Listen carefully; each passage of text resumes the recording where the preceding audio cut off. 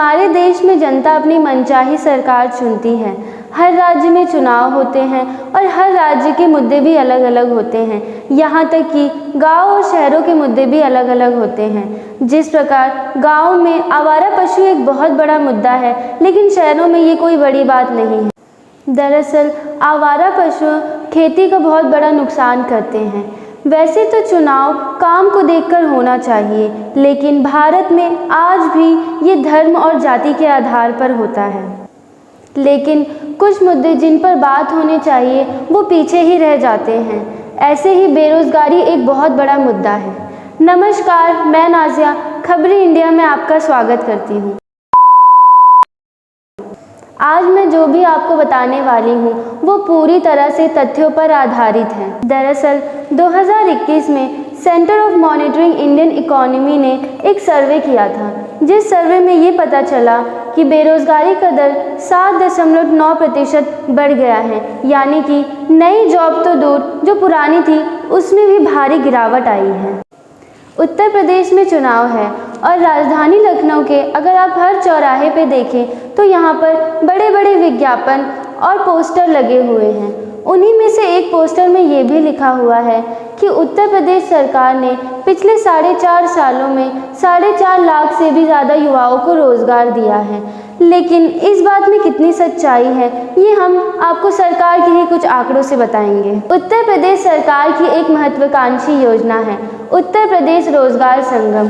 इस वेबसाइट पर यह दावा किया जाता है कि जितने भी बेरोजगार युवा हैं वो यहाँ पर आकर नौकरी खोज सकते हैं।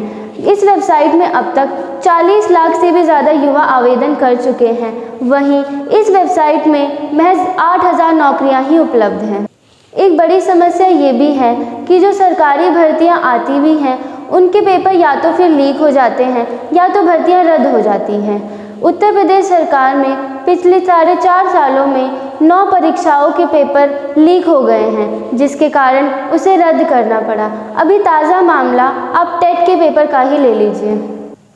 बेरोजगार युवा लखनऊ के सड़कों पर नौकरी के लिए धरना दे रहे हैं, लेकिन इस खबर को मीडिया ने टीवी पे दिखाना ज़रूरी नहीं समझा।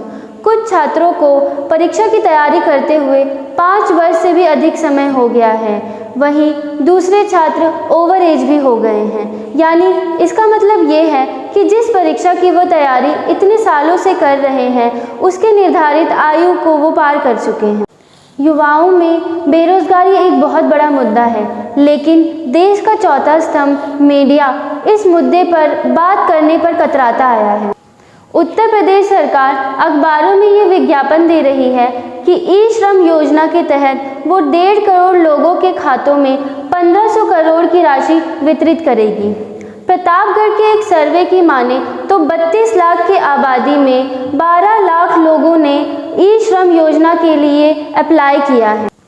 इस योजना के तहत आवेदक के खातों में 500 रुपये डाले जाएंगे। आप इसी से अंदाज़ा लगा सकते हैं कि उत्तर प्रदेश में बेरोजगारी का क्या आलम है, और रही सही कसर महंगाई पूरी कर ही देती है। अब हमें ये फैसला लेना होगा कि इस बार के चुनाव का प्रमुख मुद्दा जाति या धर्म पर होगा या फिर हम बेरोजगारी और महंगाई से लड़ने के लिए वोट करेंगे। बाकी मैं आपके ऊपर छोड़ती हूँ। आप कमेंट बॉक्स में बताइए कि आप किस भर्ती का इंतज़ार कर रहे थे जो आज तक हुई ही नहीं, या जो पेपर कैंसिल हो गए।